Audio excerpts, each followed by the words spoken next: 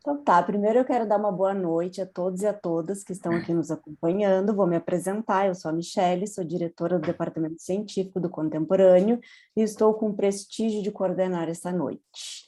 Em primeiro lugar, eu gostaria de agradecer todos que estão aqui presentes nesse momento tão desejado e celebrado pela nossa estrela da noite, o psicanalista e escritor Roberto Greco.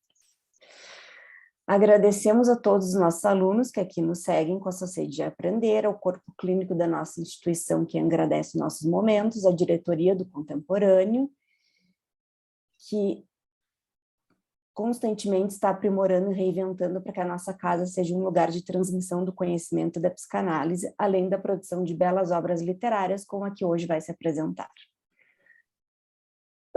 Para que a gente possa desfrutar desse encontro, eu gostaria de passar algumas orientações. Eu peço a todos que mantenham seus microfones desligados para que possamos evitar interferências na fala do autor. Antes da apresentação de Roberto Granha, teremos um momento para escutar aos dois convidados ilustres do próprio psicanalista.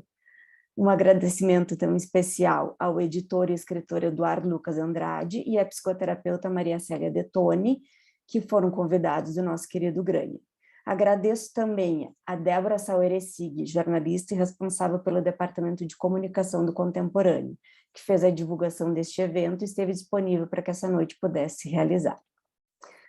Em seguida, teremos um tempo de debate aberto com todos aqui que participam. Quem tiver interesse em participar, eu solicito que escrevam seus nomes no chat dessa plataforma, que estará disponível durante todo o tempo, para que possamos ter uma organização e todos possam aproveitar a oportunidade. Eu vou convidar, então, para começar, o editor, psicanalista e escritor Eduardo Lucas Andrade, para que ele possa ter seus comentários. Boa noite a todos. Primeiramente, gostaria de agradecer essa honra de estar aqui e também a oportunidade de estar acompanhando essa obra. Parabenizo o Granha, parabenizo o Instituto, não só por esse evento, mas também pela construção que vocês vêm fazendo, né, de outras atividades e tudo mais, o que faz possível a gente transformar a psicanálise em algo da transmissão, de forma que alcança vários saberes e vários diálogos. Esse livro do Granha também alcança os diálogos, e como editor ele me alcança um outro patamar do que se é um livro, né? Ele trouxe uma outra edição no livro dele, eu gostaria de destacar esse ponto, que ele também fez questão de destacar, mas eu gostaria de destacar algo que nem para ele ainda eu tinha dito, que para mim foi um outro livro, para mim foi uma outra leitura e um outro livro. Porque quando a gente chega para escolher um livro, muitas vezes para comprar um livro, para adquirir um livro para leitura, a gente perpassa por escolhas inconscientes nossas. Beleza. Mas durante a produção a gente nem imagina o que está por trás. E durante a produção do livro, o que eu senti foi justamente esse outro marcando como uma novidade, que aquilo que parece ser repetição se faz diferente. Algo bem próprio do que o Granha resgata também dos autores que ele utiliza no livro, mas da forma cuidadosa que ele traz as palavras, que ele traz a contemporaneidade, que ele traz o diálogo. Eu senti, e lendo o livro fisicamente, senti isso de forma muito intensa, desse outro livro, de que talvez seja o mesmo que a gente já leu. Eu já tinha lido esse livro dele virtual, e agora, com ele em mãos, já tive outra leitura, outra impressão, outra transformação. Então, eu penso que uma obra, quando ela é viva, ela tem os artifícios muito potentes do autor, que consegue entrar no leitor, que consegue modificar uma forma de escuta, uma forma de compreendimento. Isso para o editor é um desafio, porque isso traz toda uma lógica que transcende a carne do papel, que transcende o corpo do livro, que traz toda uma reformatação para que a gente possa inventar uma forma de transmitir sensações pelas palavras visuais, no caso, palavras escritas. Então, é com muita alegria que eu trago essa obra que já começa com uma beleza de capa, feita pela Dora, que está aqui conosco, né? Uma capa que é maravilhosamente feita, que é assim de uma delicadeza visceral muito grande. E eu trago de propósito isso porque é uma obra que dá vontade de abrir o livro logo pela capa, né? E como editor, esse desafio ele é grande também pelo seguinte: a capa de um livro ela não é para dizer de um comércio, de um estilo, mas ela é para ser a abertura de um livro, de modo que algo se entranha e estranha na gente, né? E eu penso que quando ela traz essa capa, o estranho, Unheimlich, que o Freud trabalha, e as entranhas são convocadas para cada um. E quando a gente vai lendo, a gente vê que logo na capa a carne escrita está colocada. Numa outra edição que edita primeiro em nós. E dentro do livro, a história vai sendo editada de forma que o autor tão belamente poderá nos dizer, vai se editando ali o porquê de cada palavra escolhida no título, de cada ponto colocado. Mas o que mais me fascina é a transformação editorial na qual fui convocado. Então, se no começo dessa obra eu era um editor, hoje eu sou um outro editor. Se minha equipe era uma equipe, hoje nós somos uma outra equipe. Se a gente tinha uma noção sobre livro, hoje nós temos outras noções.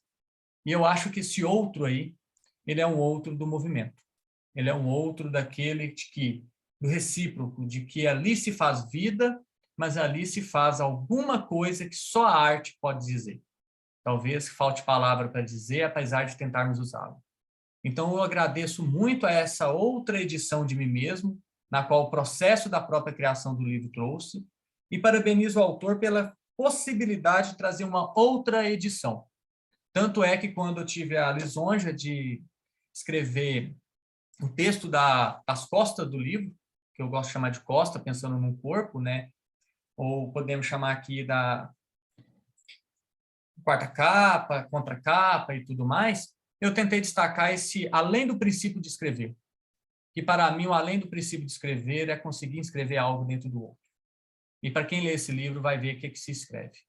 Se escreve algo de uma pesquisa longínqua, que o autor poderá nos dizer desse encontro dele com Graciliano Ramos, tão genial, outros autores de genialidade de várias culturas, várias épocas, Sandor Ferenczi, Winnicott, Freud, Lacan, e também João Cabral de Melo Neto, e tudo mais. Mas também que se traz aqui um além do princípio de escrever, de que se escreve nas escolhas.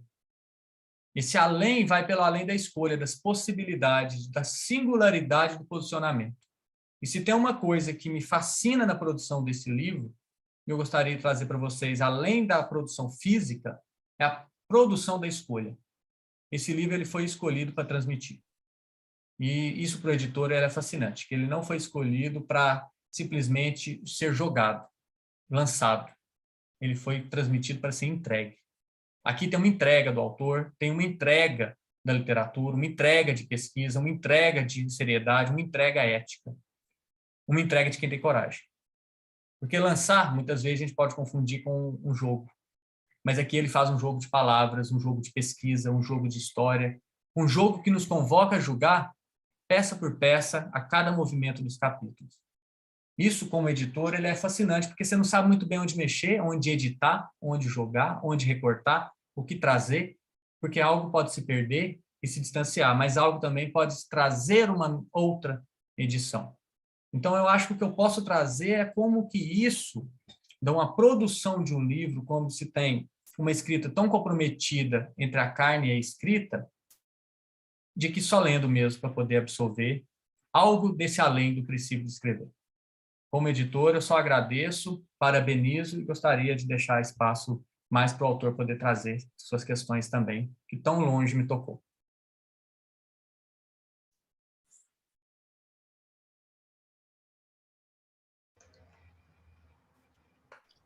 Muitíssimo obrigada, Eduardo. É um prazer te escutar. Eu vou passar a palavra agora, então, para a psicoterapeuta e querida amiga do nosso autor, Maria Célia Detone.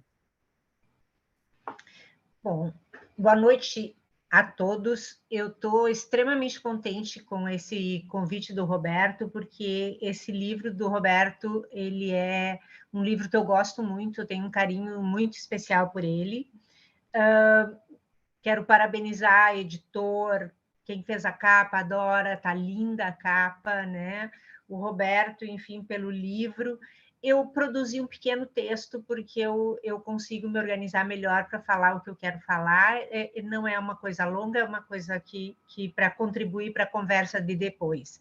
Então, eu peço licença a vocês para ler uma pequena escrita, onde eu tento fazer, na verdade, um convite, né? Então, do início ao fim, o meu texto é um convite, que no final ele fica mais claro de como é.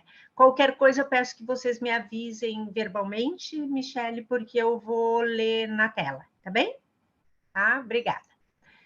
Bom, o Eduardo já ganhou minha simpatia, né? Eduardo, já te disse isso, já só de ler o teu texto, né? E de ter cuidado da edição do livro do Roberto e de estarmos aqui juntos, né?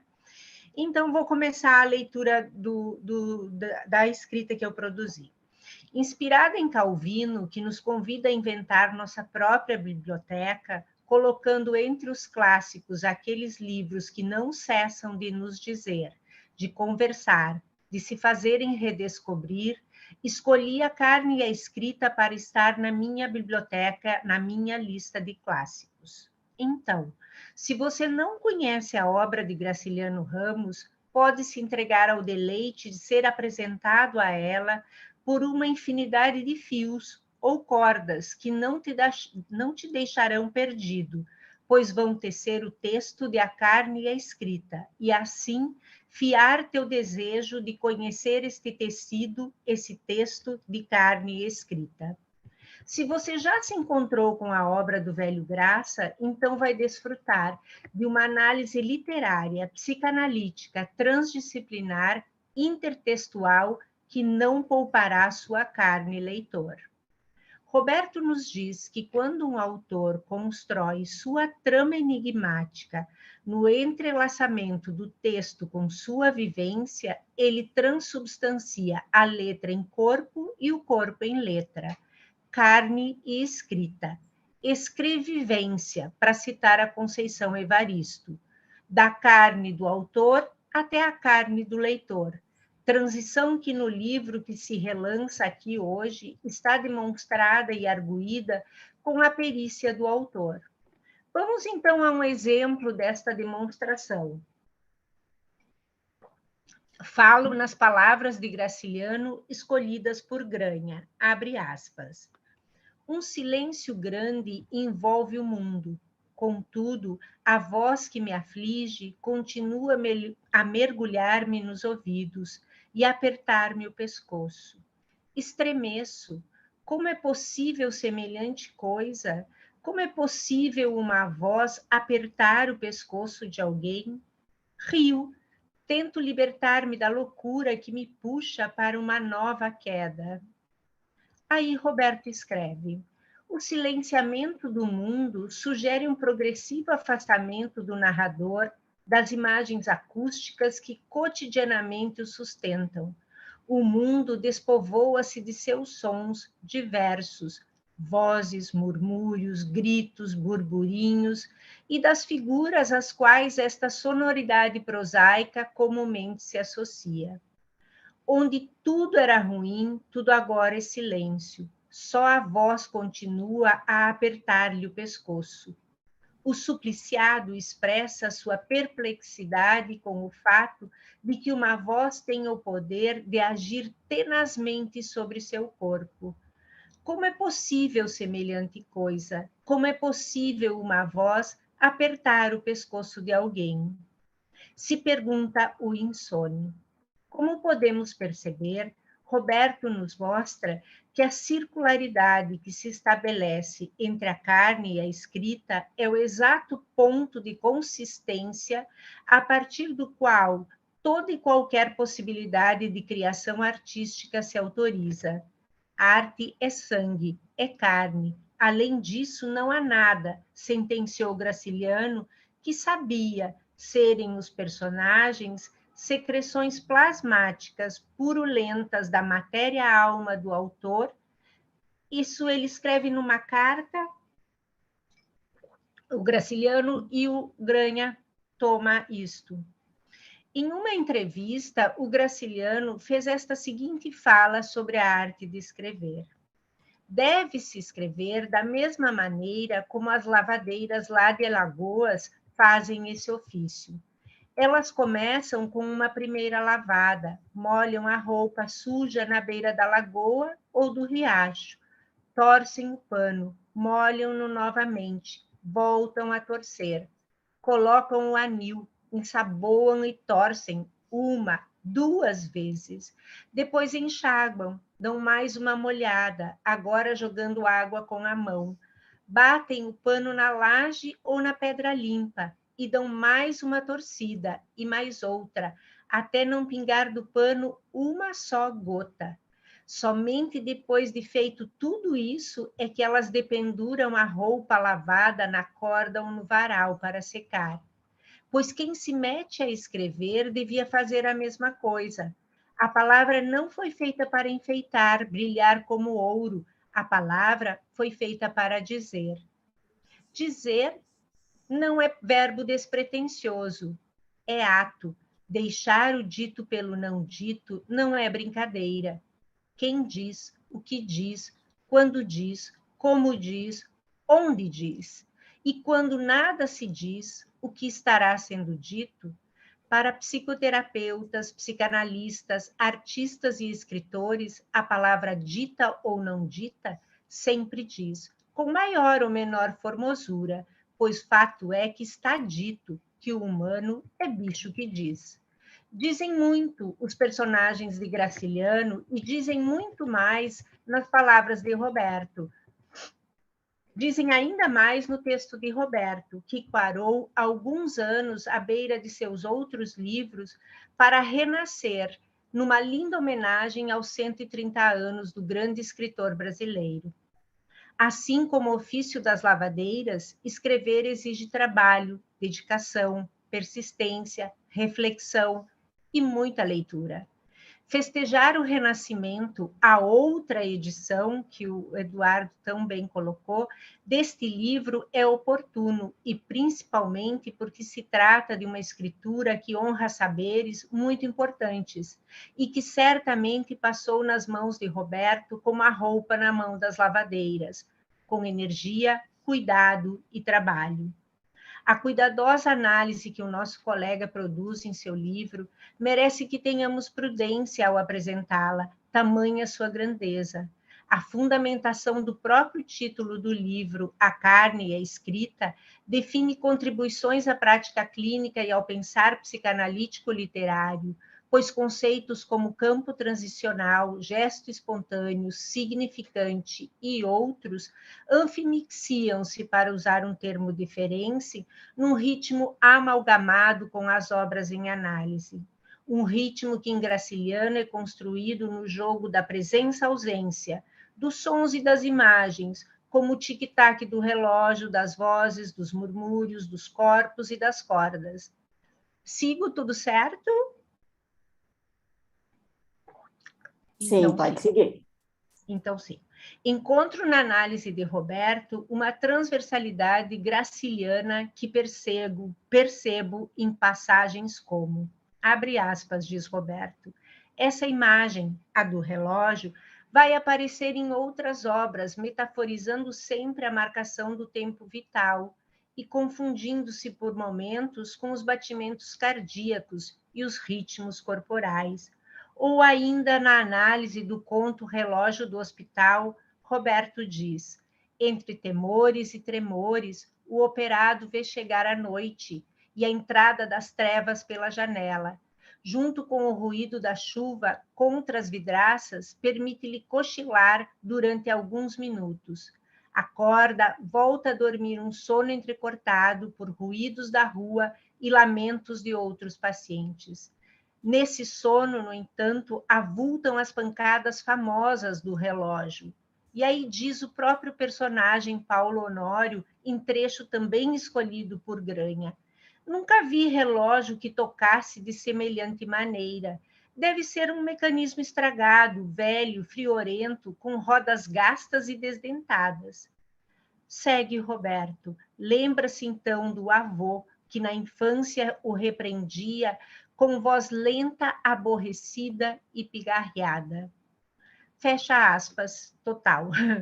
Dar vital sentido aos objetos leva-nos até o país do outro, o inconsciente, ao eu e o outro, ao entre dois.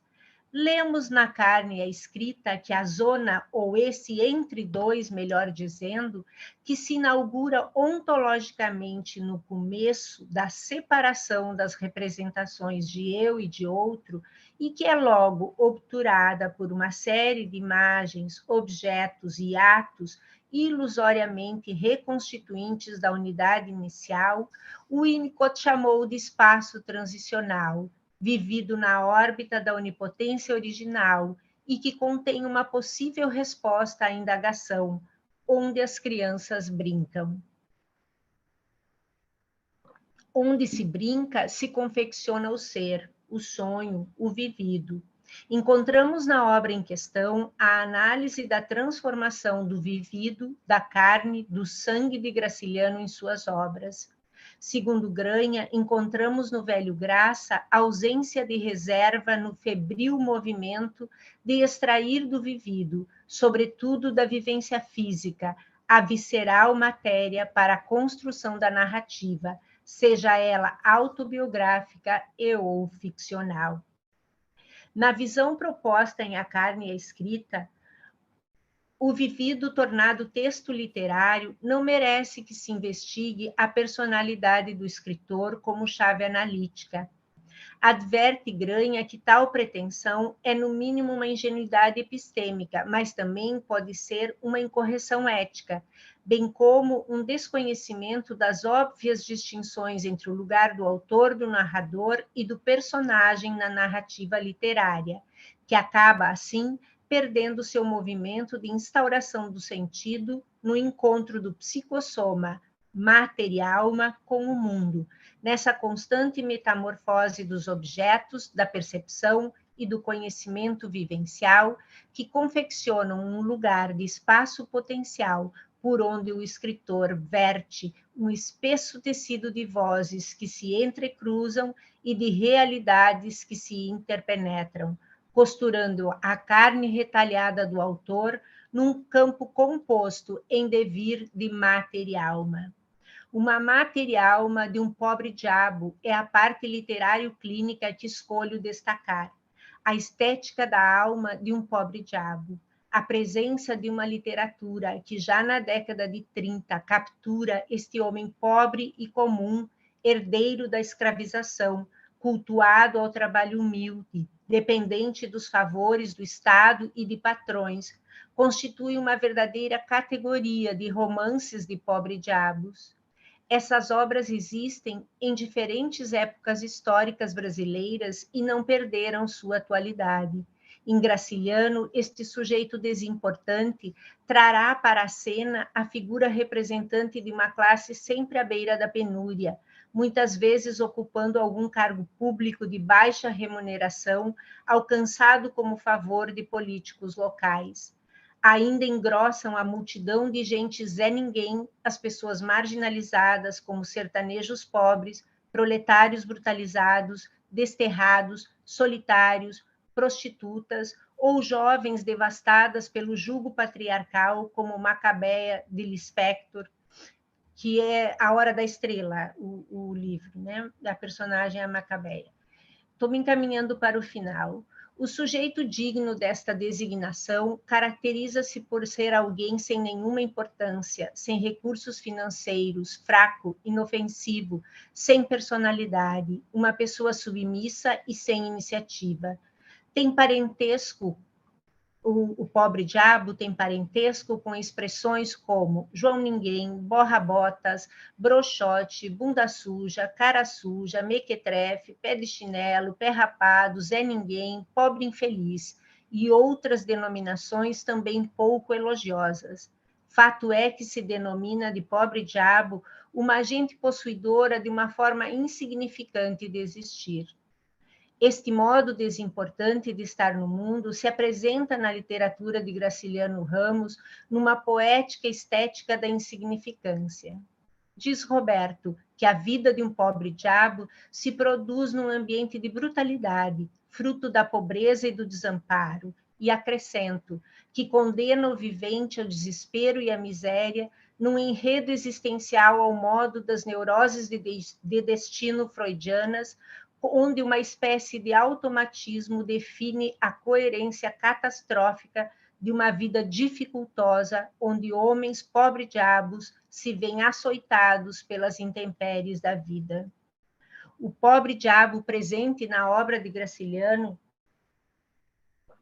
poderia ser pensado como uma espécie de heterônimo, habitante ativo da interioridade do autor, um pobre-diabo que se insurge na literatura. Nas palavras de Granha, novamente, Graciliano se dizia um catador de ninharias, um detalhista de inutilidades, um ente mesquinho, numa maneira muito própria de referir-se a si mesmo. Descreveu-se sempre como um pobre diabo, um parvo, e seus principais personagens, fortemente tingidos de um matiz autobiográfico, não diferem essencialmente desta tão cruel imagem na qual o escritor se reconhecia e via seu destino reencenado. Assim os convido a todos que estão aqui com a gente e que venham assistir a live, assim nos convido e os convido ao lindo livro de Granha e aos livros do mais ilustre dos pobres-diabos da nossa literatura brasileira. E era isso que eu tinha preparado para a gente. Bom. Muito obrigada, Maria Célia. Com certeza esse comentário vai nos fazer ter muitas reflexões, né? E até vontade de ler a obra novamente. Eu vou chamar agora, então, a estrela da nossa noite, Dr. Roberto Granha, psicanalista, full member da Associação Psicanalítica Internacional, analista de crianças e adolescentes pela IPA, membro titular e docente na Sociedade Brasileira de Psicanálise de Porto Alegre. Especialização em psicoterapia psicanalítica de crianças e adolescentes pelo CEAP, doutorado em letras pela Universidade Federal do Rio Grande do Sul e pós-doutorado em filosofia e psicanálise por Paris 7. Professor e supervisor do Contemporâneo e do programa de pós-graduação em psicologia clínica da Universidade de Caxias do Sul e da Sociedade Brasileira de Psicanálise de Porto Alegre. Autor de 14 livros e de aproximadamente uma centena de trabalhos e capítulos de livros. Excelentíssimo, como eu carinhosamente te chamo, estás com a palavra. Muito bem, boa noite. Antes de tudo, uma enorme alegria, né, poder oferecer, né, à nossa audiência esta live com a presença de, enfim, tanta gente que eu estou aqui identificando, que esteve em diferentes momentos da nossa caminhada, eu diria nos últimos 20 anos, né? Mais próximo, mais distante, mais aonde os fios, né? Os canais, né? As vias, né? de intercâmbio, né? Souberam manter-se abertas e vê-los aqui, tantos de vocês, né, nesse momento, me deixa particularmente feliz, né? Poder também, né, apresentar essa live, né, sob patrocínio da nossa instituição, essa instituição que nos é tão cara, nos é tão querida, né? Que, pessoalmente, eu considero a minha segunda casa há 22 anos, 23 anos, né? E aonde tantos projetos, né? Tantas propostas de ensino, de diálogo, né? De interdiscursividade, de transversalidade, foram sempre tão bem acolhidas e, inclusive, são uma espécie de marca distintiva, né?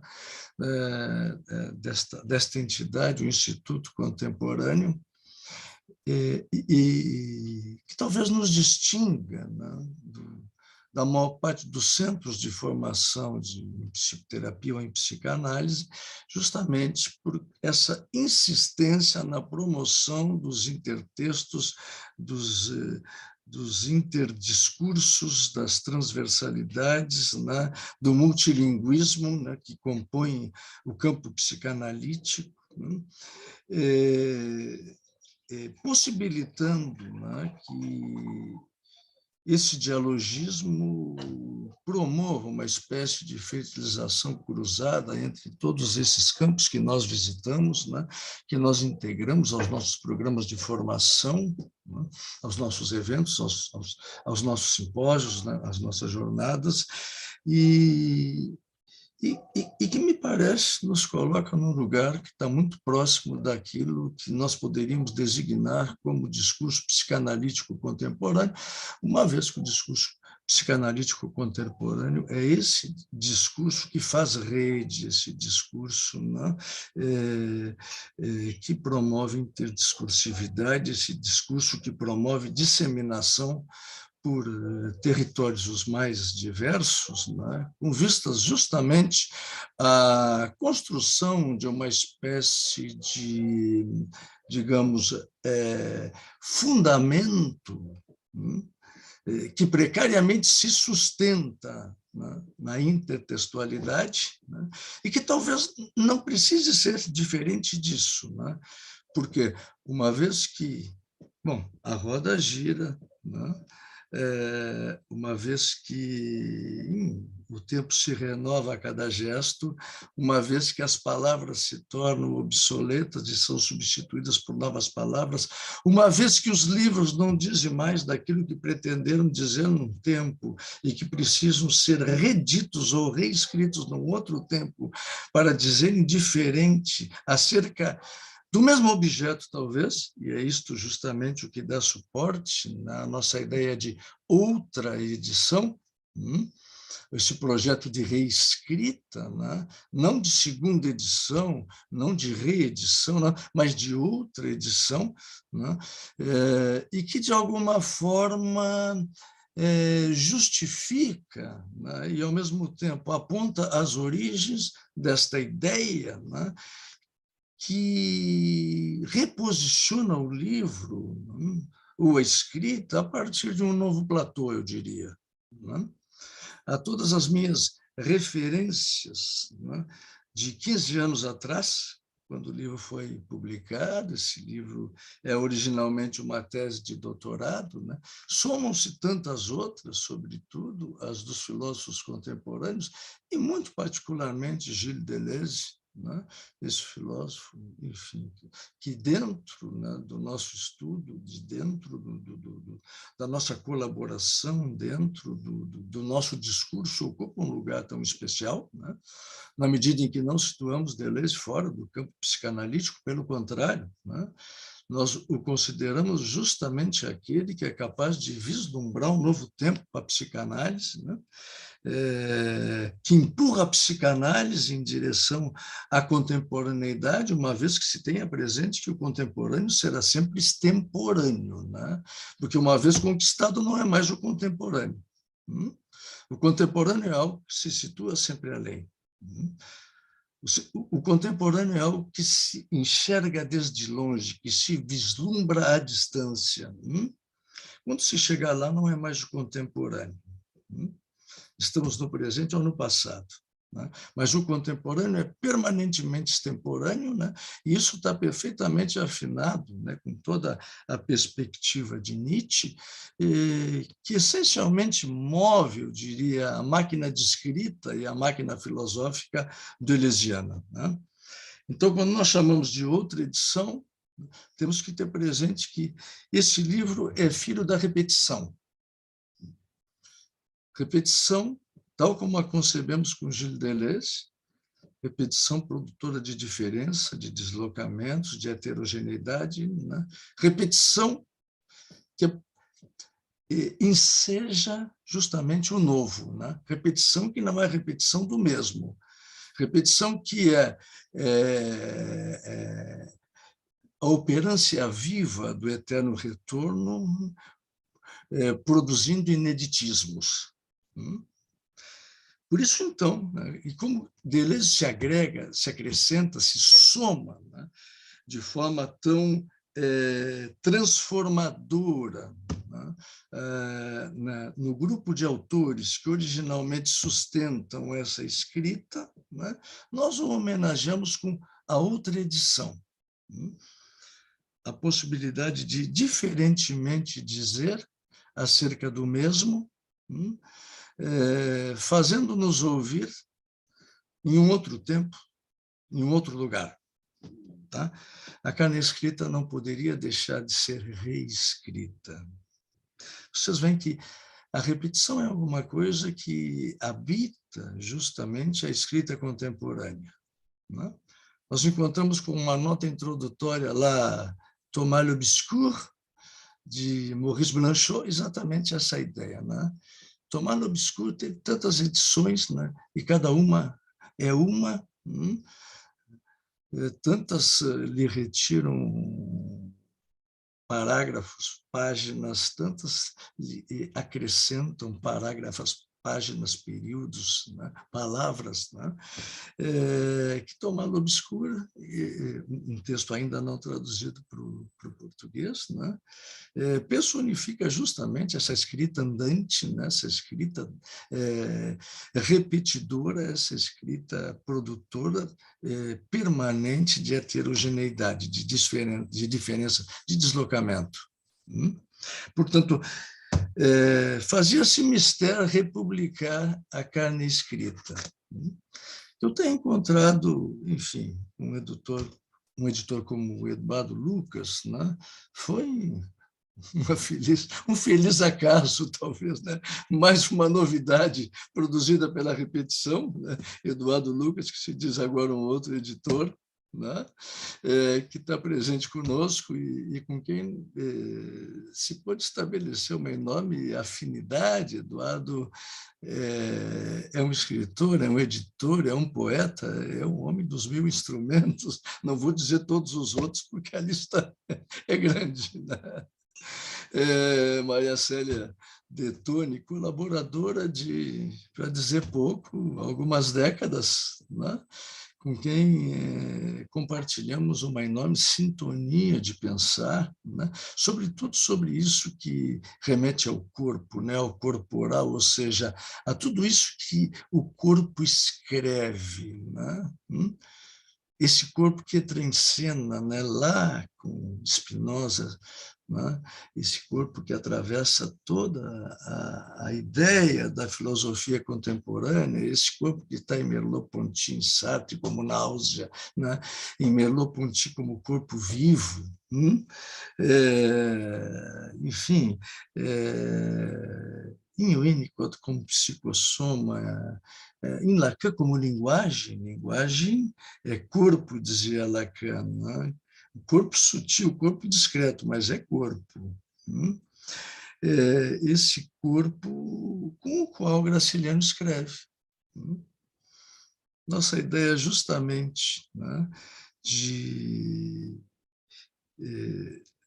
nos servirmos deste dístico, né, para dar título a esse livro, A Carne Escrita, né, que em diferentes momentos do texto eu vou tratar como psicossoma ou vou tratar como materialma, né?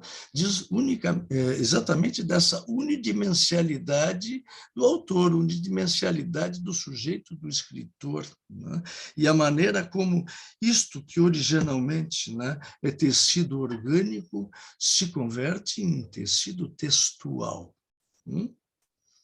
Como se passa do corpo à escrita? Como se passa, né? Barthes nos lembrava que texto é tecido, né? É tessitura, nos diria Maria Célia, né? Bom, como se passa disso que está tecido como um tecido orgânico, né? Isso que é da ordem da histologia, né? Como é que isso se converte em texto literário, né? Em texto poético, né? Como é que isso se poetiza e se diz de forma tão sutil, tão tênue, tão sublime, né? Quando em essência é carne, quando em essência é o real, quando em essência é coisa viva humana.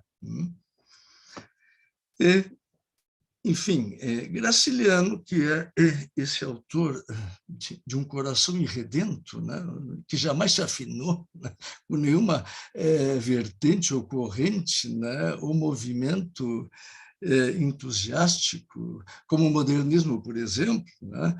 Neste ano em que se celebram os 130 anos de Graciliano Ramos, alguns livros interessantes foram publicados por Tiago Mio Sala, né?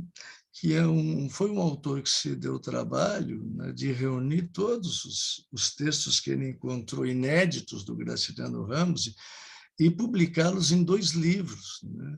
Um primeiro que se chama Garranchos, textos inéditos de Graciliano Ramos, quando ele ainda vivia em Palmeira dos Índios e era um comerciante de fazendas. Fazendas quer dizer tecidos, você sabe, né?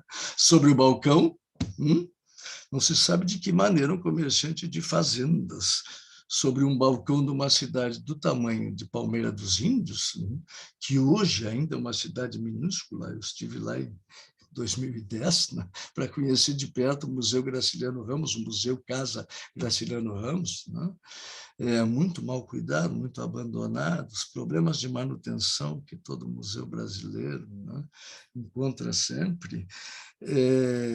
Ainda hoje, né, é uma cidade perdida no sertão de Alagoas, né?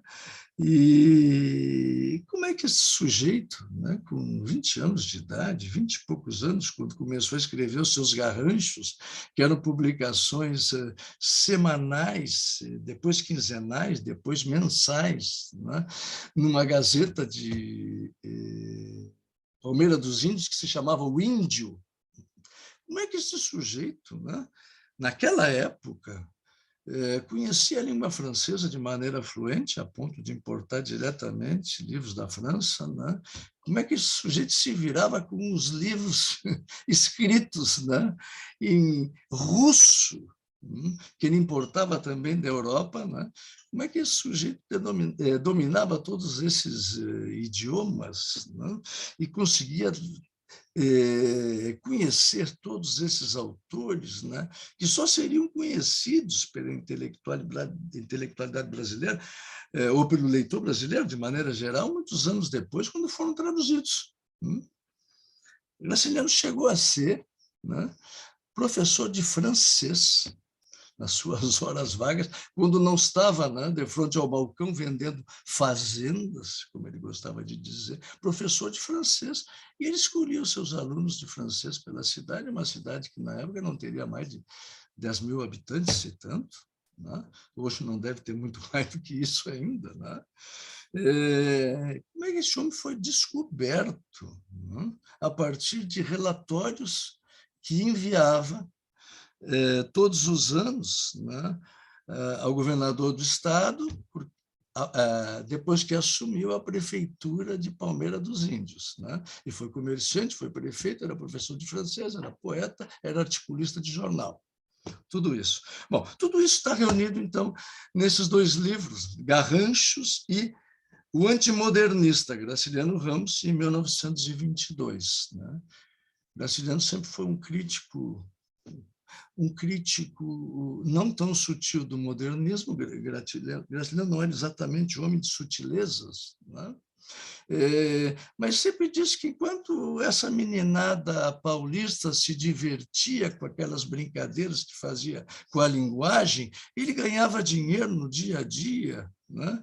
Parado atrás do balcão e rabiscando até altas horas da noite alguns romances que depois ele picotava ou jogava no fogo. Isso era Graciliano Ramos, né?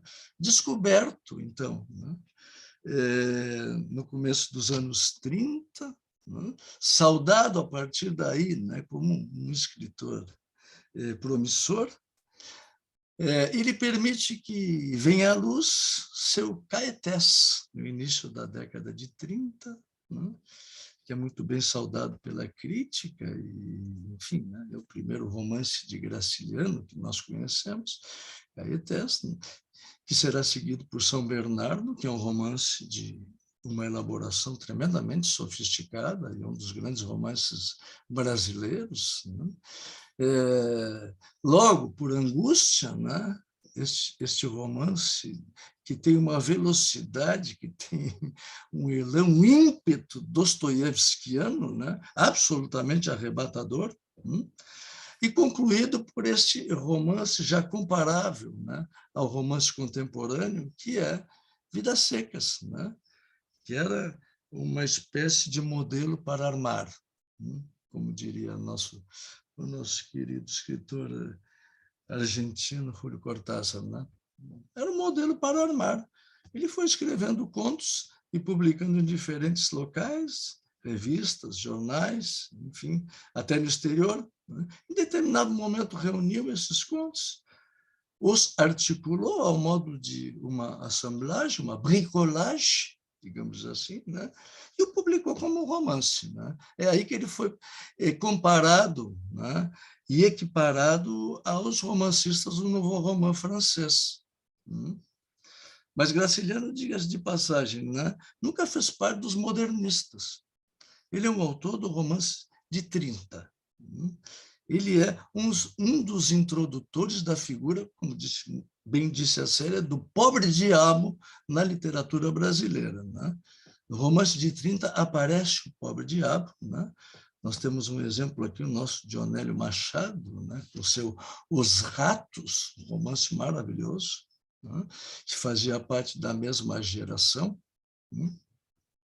Érico Veríssimo, Raquel de Queiroz, Jorge Amado, enfim, né, Zé Lins do Rego, o romance de 30. Depois nós vamos ter uma outra geração, em 45, né, que vai revelar outros escritores extraordinários, né, entre eles Guimarães Rosa, né, que dirão já, numa linguagem que é de um outro tempo, né, sobre alguns sobre outras coisas, alguns sobre as mesmas coisas, né? Mas essa figura do pobre diabo, né, e a Célia trouxe tantos sinônimos, né, o mequetrefe, né, enfim, né, aparece já, se vocês forem buscar um pouquinho mais atrás, né, lá no Moby Dick, do Herman Melville, né, como os beachcombers, né? Os argentinos e os uruguaios costumam dizer los pichicomes, que são esses pobres diabos que perambulam pela beira da praia, catando conchas e enfim, objetos que o mar traz, né?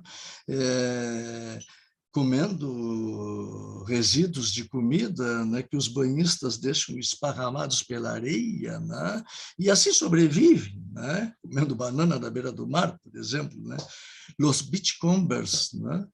Ou pitcomes, se vocês quiserem, né? O próprio Melville se sentia um beachcomber, né? Cada vez que ele era acometido de uma hipocondria incurável, ele se lançava ao mar, né, em expedições, né, das quais ele extrai a matéria-prima justamente para escrever esse romance espetacular, né, que é o Moby Dick, né, esse épico, né, moderno, que é o Moby Dick, né, e que saiu, enfim, da pena de um beachcomber ou de um pitcombe, se quiserem, né, um pobre diabo.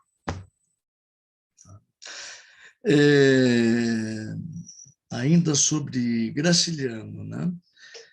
A carne, como vocês sabem, é claramente aluzida ao pensamento filosófico de Merleau-Ponty. Esse filósofo que pensava com o corpo, né? Que punha o corpo a trabalhar, que punha o corpo a aprender significados, a produzir significados, e que entendia que o corpo vivo constituía o essencial de tudo aquilo que nós eventualmente poderíamos designar ou pretender chamar de o inconsciente.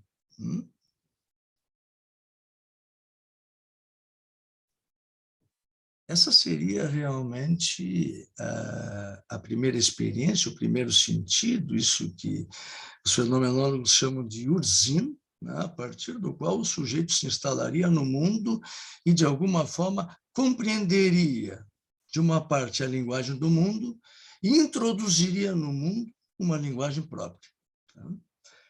Então, se Merleau-Ponty foi esse filósofo do corpo, depois retomado, né, por Gilles Deleuze, obviamente, isso que em Merleau-Ponty era le corps vivant, né, o corpo vivo, em Gilles Deleuze será Le Corps sans organes, o corpo sem órgãos, né?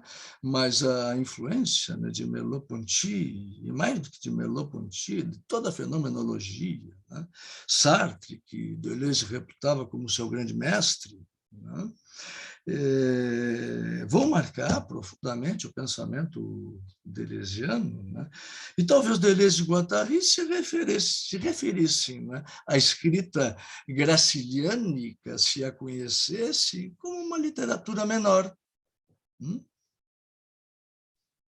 Essa literatura que vai se compondo de ninharias, que destoa de tudo aquilo que está instituído como padrão, que avulta justamente pela sua qualidade subversiva, pela possibilidade da introdução de um novo texto, de uma nova escrita, de uma nova forma de dizer do mundo, de dizer do homem, né? E que lá pelas tantas não é mais literatura menor, porque se torna uma referência considerável, né? E passa a ocupar um lugar de destaque dentro daquilo que nós costumamos estabelecer, compor, designar como o panteão literário de uma determinada língua, de uma determinada nação, né? Obviamente, a gente é quase que consenso na crítica literária que o nosso panteão instala, primeiramente, um tríptico, né? Constituído por Machado de Assis, Graciliano Ramos e Guimarães Rosa. Bom, né? Essa é uma grande vertente, né?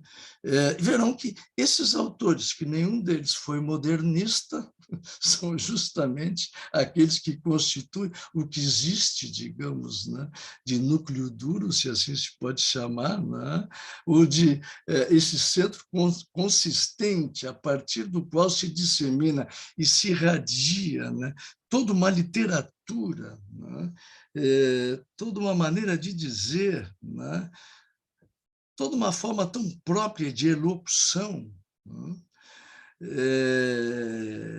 que vai dizer, talvez, daquilo que é mais radical, mais radicial, né? Na essência cultural de um determinado país, né?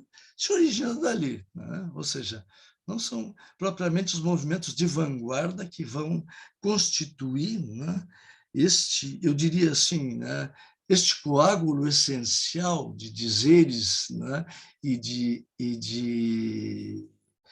rabiscos, né, ou de escritas, né, ou de grafias, a partir do qual uma cultura literária se sedimenta e se consolida. Enfim, Graciliano Ramos está aí para ser entregue a todos vocês nessa edição comemorativa dos seus 130 anos, né?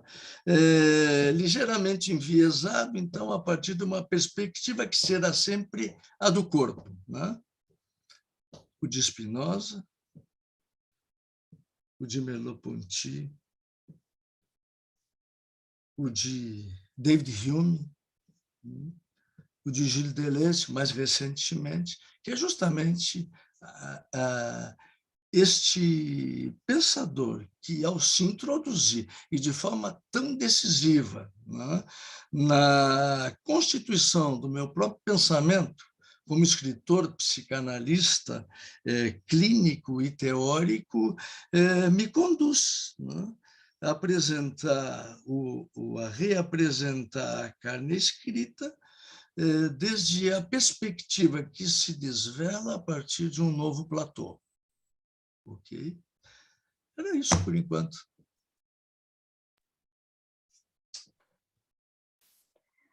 Muito obrigada, doutor Roberto. É impressionante como tu consegue nos deixar sempre sem palavras, né? Eu sou uma grande fã, tu sabe disso. Mais uma vez, tu está nos proporcionando aqui uma noite muito rica de construção de conhecimento e arte. Para a gente seguir, então, nesse ritmo, eu vou convidá-los a fazer comentários. Quem quiser pode abrir o seu microfone e conversar com o autor.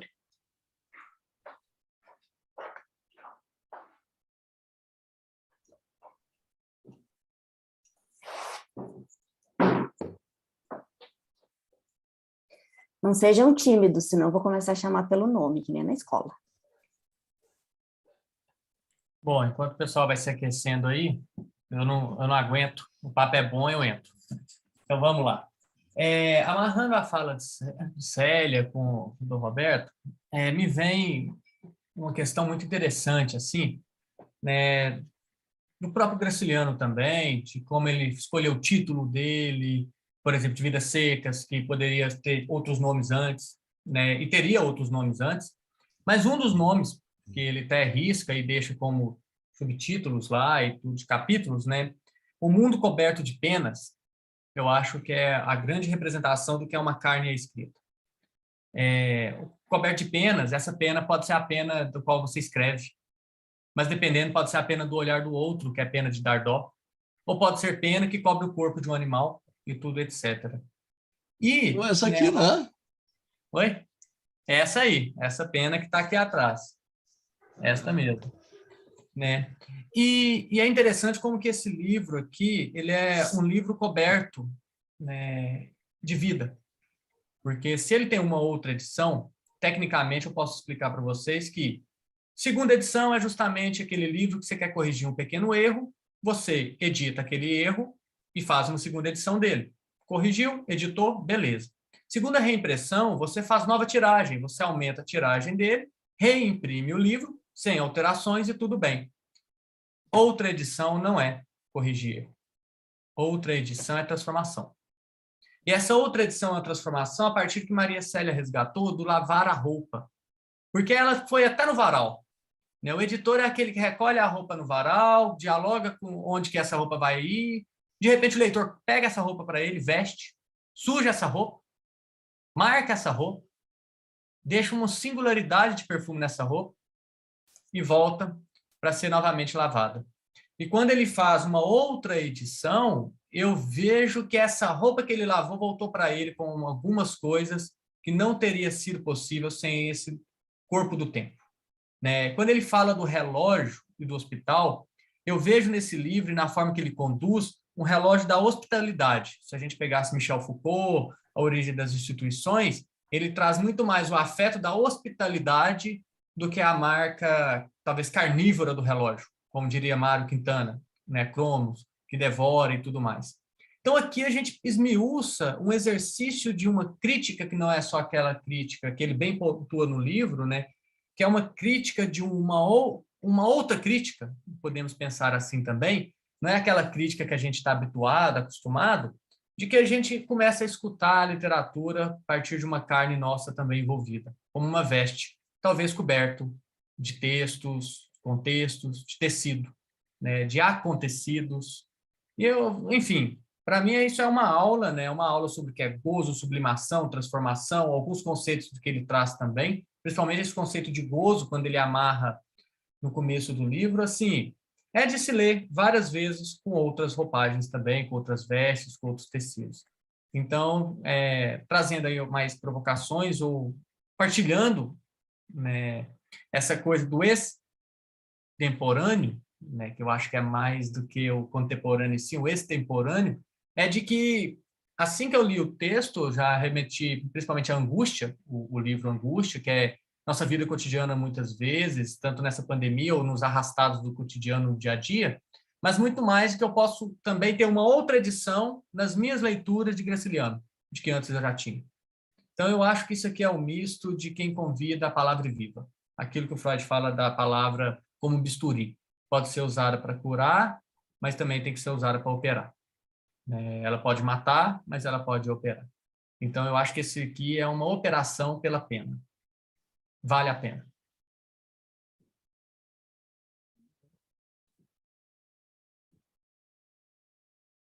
Obrigada, Eduardo. Ângela, pode falar. Boa noite. Primeiro, queria dar um grande abraço no meu amigo e vou ler de novo teu livro. Sempre vou agradecer de público, e foi o Roberto que me estimulou a começar a escrever e me convidou para escrever o meu primeiro livro junto com ele. Então, gratidão eterna, assim, né? Por me tirar do encolhimento, assim, né? E como a Michelle disse, tu sempre nos deixa sem palavras, né? Mas eu gostei muito de conhecer o Eduardo. Né? Eu tinha te conhecido através dos teus amigos ali, do Vitor, do Secaré, já tinha te conhecido, prazer te conhecer. E gostei muito do teu comentário, Marcelo. Eu fiquei pensando essa figura do pobre diabo, né? Tão esse personagem pobre diabo, eu fiz uma associação com o pobre diabo e a pobreza de subjetivação, assim, então, né, que a gente se depara tanto hoje em dia, seja nos consultórios, seja na rede social, seja na política, assim, né, e a gente, digamos, tem que lutar diariamente contra o pobre diabo dentro de nós também, né? Então, esse trabalho aí de vocês é muito inspirador, assim, né? Não só do livro, mas esse tipo de interlocução, assim, né? Então, também quero agradecer vocês, não só em meu nome, em nome do Contemporâneo. É uma oportunidade aí de tirar um tempo para refletir.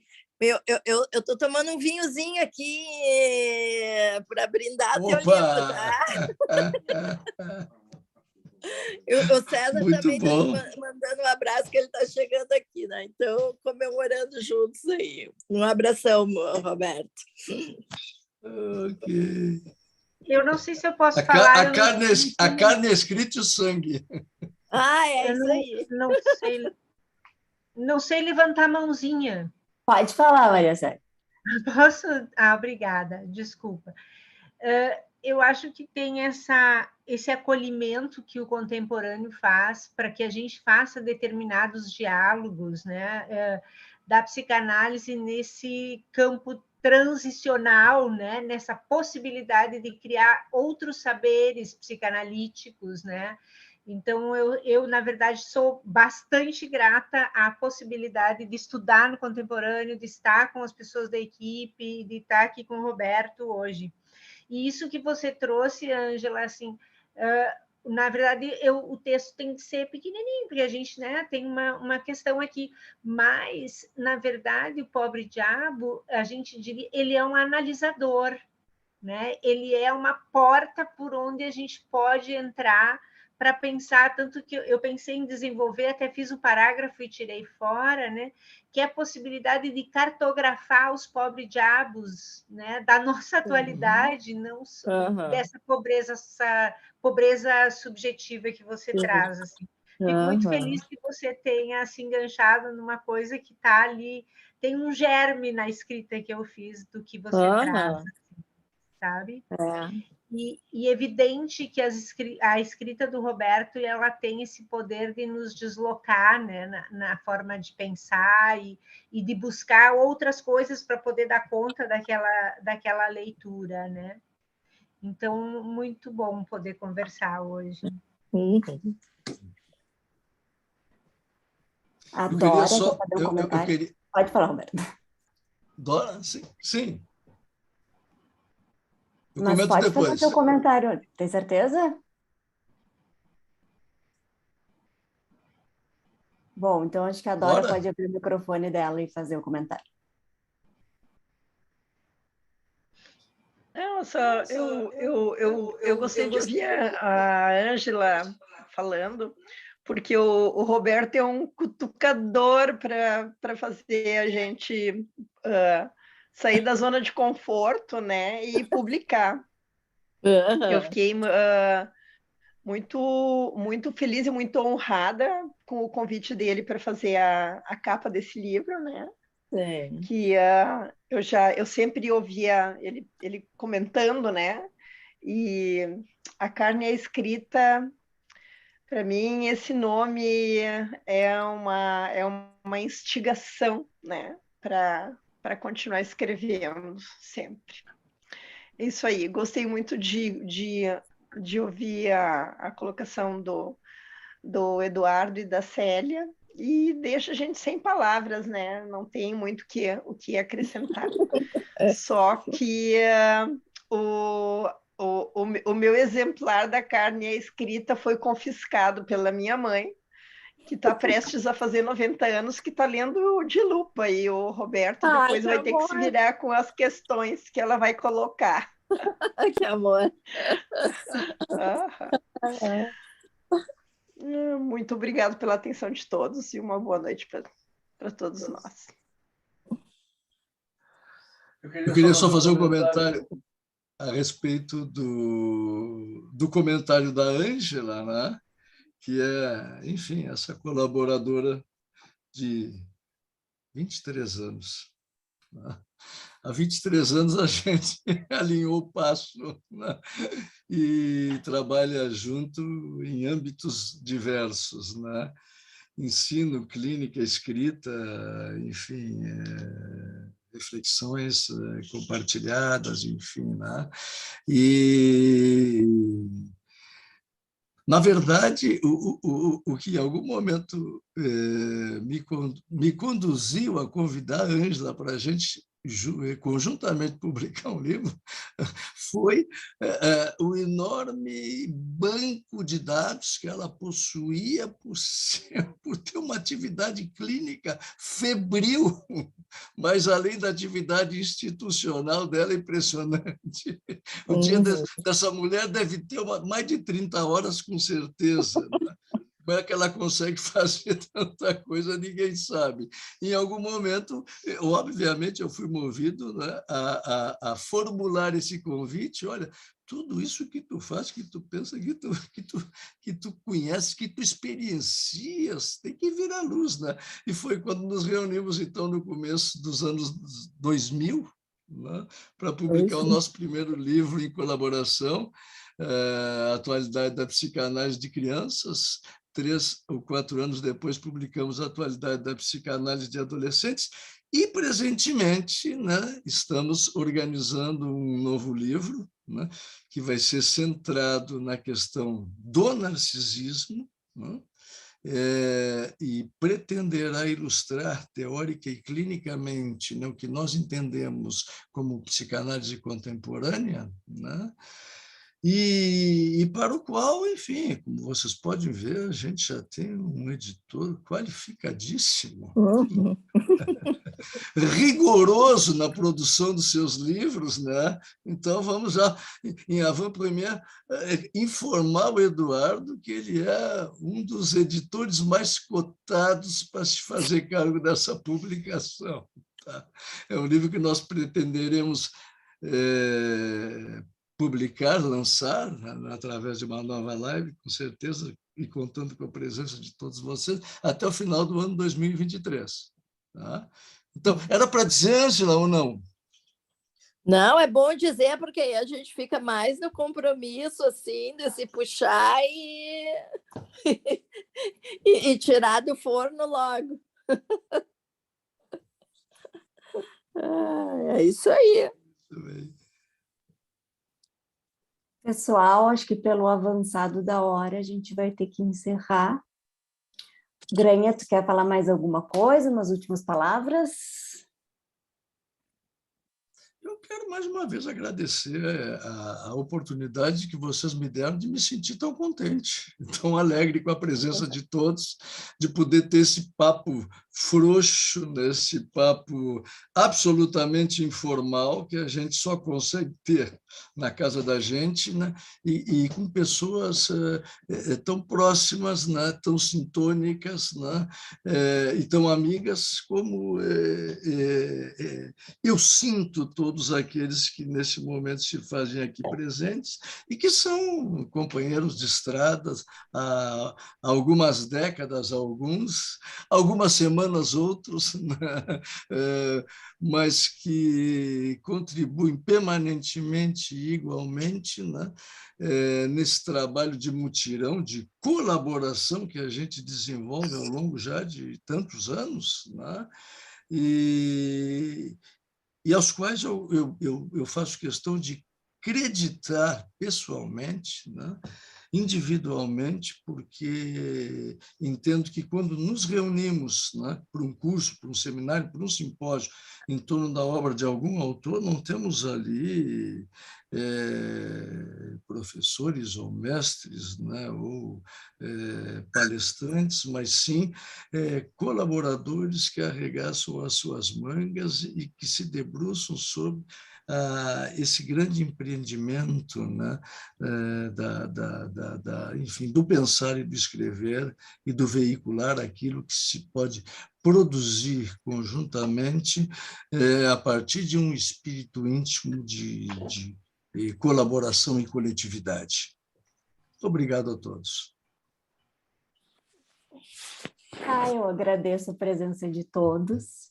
Te agradeço muito, Roberto. Acho que normalmente quando a gente vê uma aproximação assim da psicanálise da arte, principalmente da literatura, acho que existe uma tendência a fazer uma psicanálise aplicada, né? E eu acho que aqui a gente vê uma grande obra de psicanálise implicada, né? Aquela que faz a obra falar.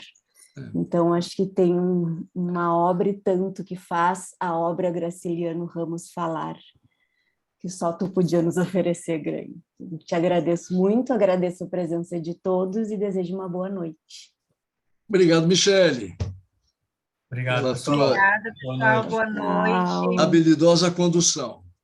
Obrigada. Boa noite, pessoal.